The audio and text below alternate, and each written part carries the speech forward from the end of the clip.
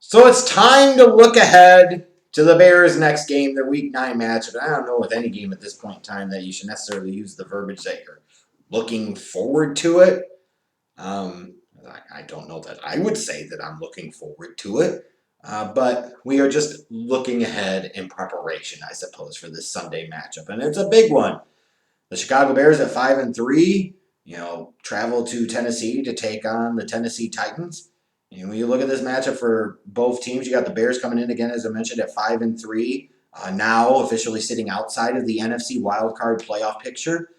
Forced overtime last week against the Saints, but they pissed it away in overtime.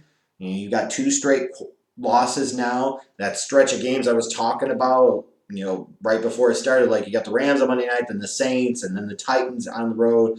Like these are the three games you point to that you're feeling too good about them being 5-1. Don't be surprised if they end up 5-4 after this stretch. Now all of a sudden they've lost these two games in a row. They're sitting at 5-3, and some of the dynamics are changing very quickly. It feels like this season is rapidly falling off the rails a little bit for the Bears, which sounds crazy because they're 5-3. But when you look at it, you say, okay, I could kind of maybe start to see it because this offensive continues to suck for far too many long stretches every game.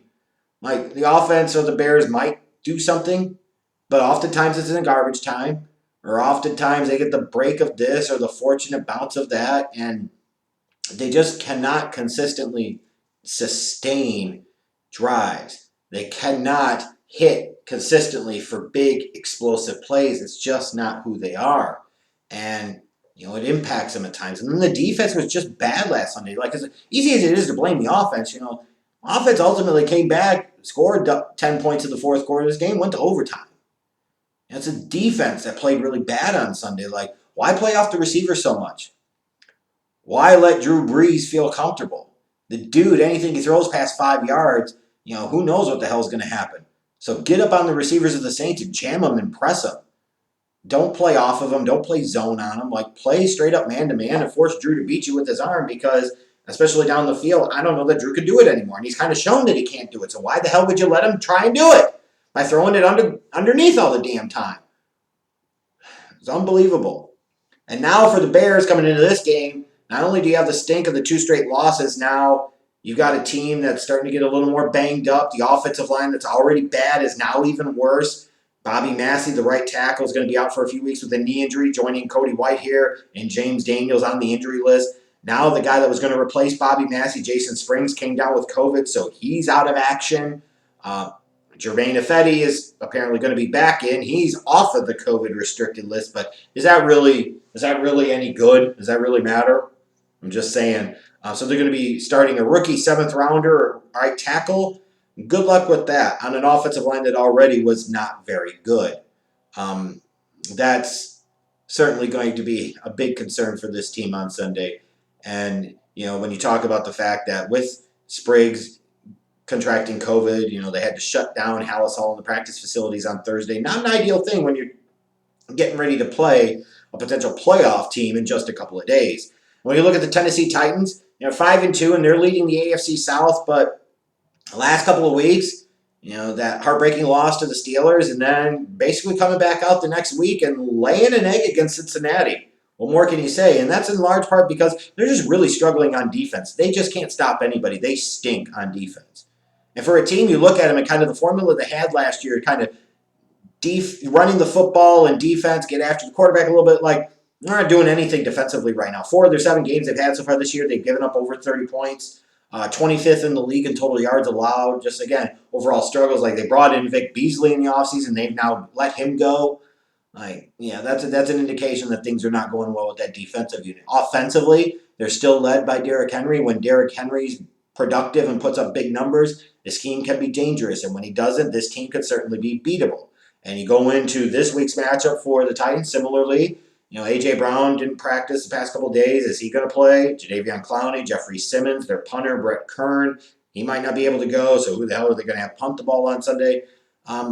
So a game that, in theory, I really did not feel good about a few weeks ago from the Bears.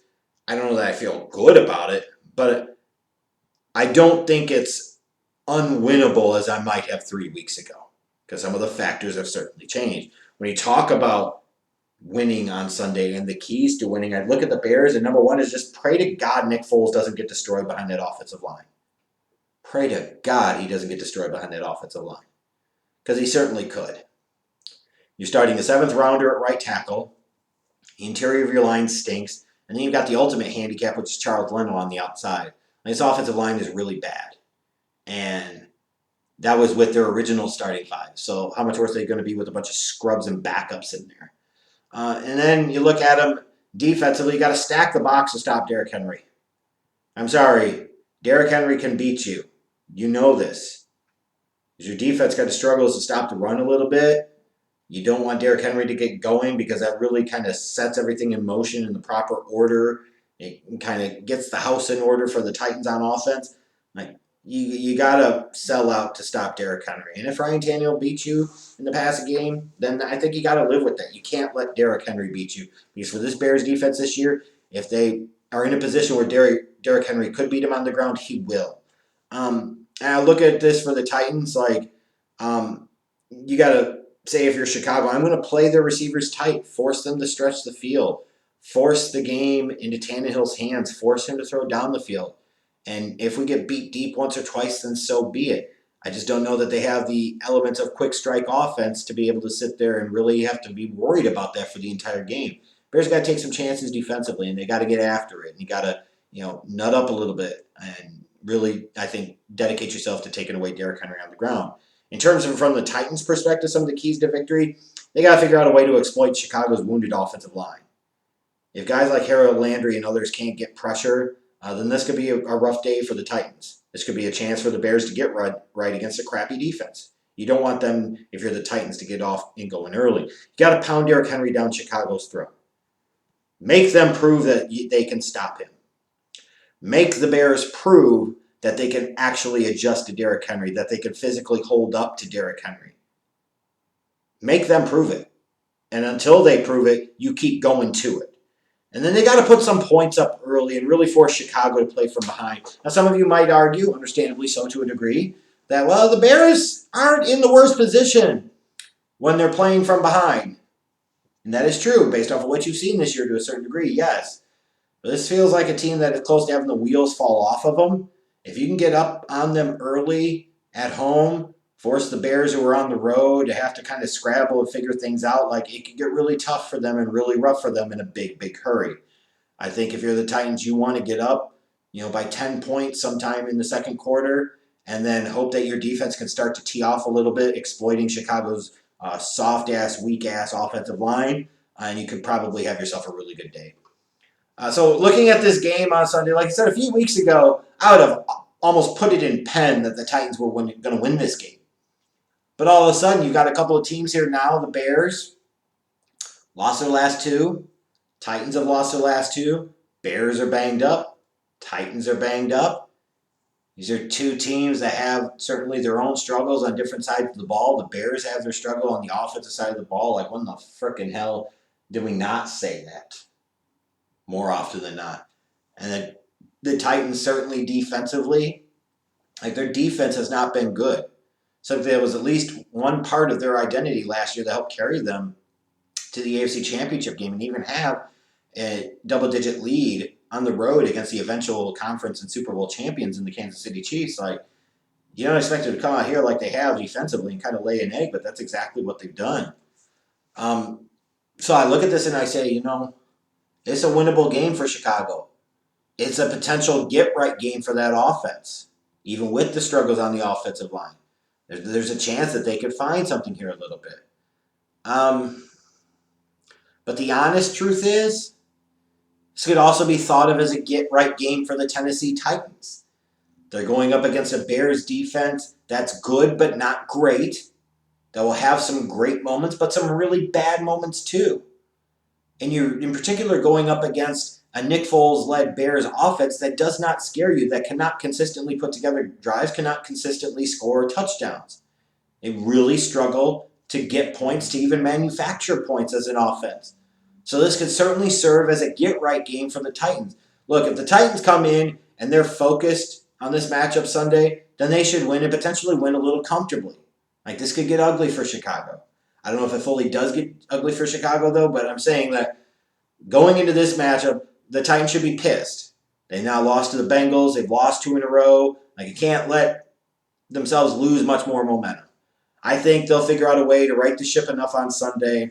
I think they'll come out, they'll get after Foles, get some pressure on them, stake themselves out to a double-digit lead, and the Bears will try to come back a little bit, but they just won't have enough. So I'm going to pick the Titans to win 23-17 on Sunday. If the Bears have any delusions of being a playoff team this year, then they absolutely must win this game on Sunday. The Titans potentially could lose this game and not be worried about their spot as a playoff team, but that's maybe where the urgency could help the Bears or hurt the Bears. I don't really know. Unfortunately, they still have the handicap of Matt Nagy is their play caller on offense, so that ain't going to really change much. I expect this to be the third straight loss for the Bears come Sunday. And if it is that way, now you're talking about a 5-4 Bears team. Woo! The aura and feeling about them is a lot different than it was for a lot of you than just a few weeks ago.